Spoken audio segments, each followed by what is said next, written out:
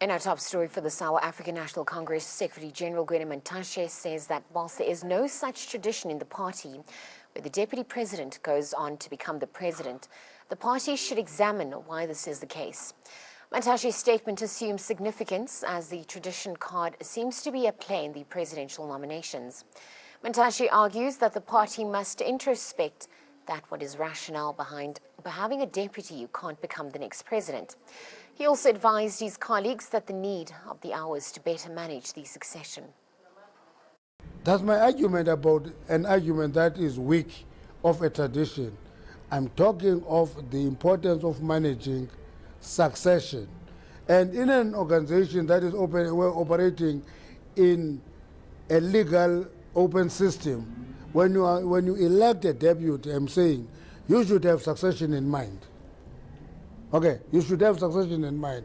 If you think that that person you had in mind is not the right candidate, please give the organization an explanation so that there's a peace of mind in the movement. There's no free for all. That's my argument. I don't know what is the tradition. I've never used the term tradition once. Actually, even when people were saying it is tradition for deputy president to take over, I said there's no such a tradition. And I explained why I said there was no such tradition. I said there's no such tradition because the ANC in the first place never had deputy presidents. It had the president general and provincial presidents. Then it went on and had presidents who had no deputies for a long time. Then invented the deputies. That's why my argument has been on management of succession rather than tradition.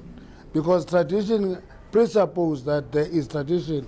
The only president who took over from a president smoothly is Comrade Thabo Mbeki. He took over from President Mandela smoothly.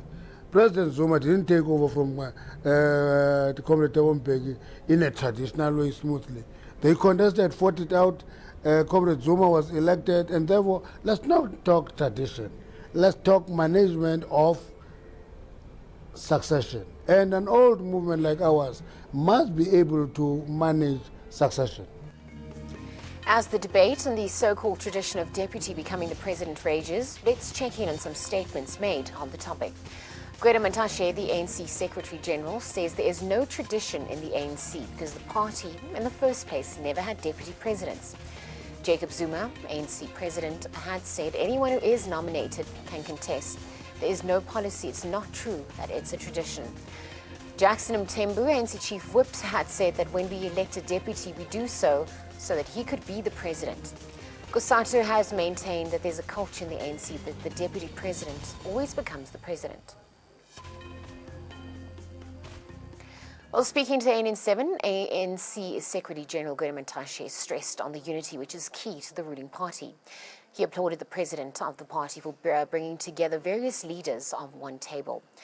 On the 24th of November, President Zuma hosted a working dinner for the ANC presidential hopefuls, where Zuma met with Deputy President Cyril Ramaphosa, National Chairperson Baleka Mbete, Treasurer General Zweli Mkhize, NEC members Nkosazana Dlamini Zuma, Lindiwe Sisulu, and Jeff Radebe, as well as former Treasurer General Matthew Sposa. Mantashe says that such acts augurs well for unity, but he also questioned that was it done a little too late?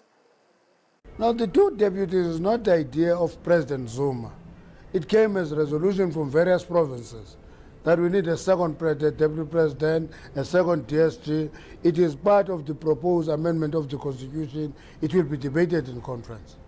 Now, what I think is management of succession is what President Zuma has done over the last 2 weeks, where he called all the 7 into a dinner, talked to them, and then called chairpersons of provinces. That is management of succession.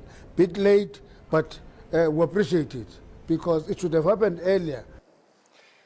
ANC Secretary General also questioned the practicality of 2 deputy presidents, where he says the 2 centers of powers might create more confusion. Mantashe says that ultimately it is for the branches to decide on having 2 deputy presidents. But in that case, the power of both should be clearly defined for smooth functioning. I don't know if the idea of putting deputy presidents in the Luthuli House and other people in Luthuli House, that is what works. In Luthuli House, you need a different skill. You need a more sophisticated machinery of bureaucrats. That's what you need in the ANC. You don't need proliferation of political authority all over the building. Because if you do that, you're going to cause new confusion. Because that deputy president is going to want to be operational. Once they want to be operational, they are going to tremble at each other with the SGO. Thank God I will not be there. They will tremble at each other, and you will have a deputy president who wants to be operational. When there is secretariat that is operational, you're going to get a problem. But if delegates decide so, I think they should debate what is it that we want.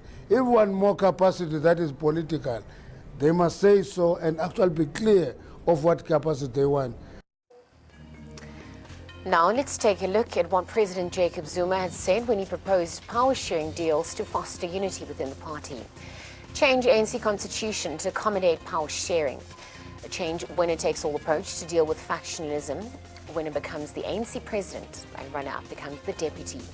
Consider having 2 deputy presidents who come from each slate, and consider winners and losers equally in its deployment to key positions.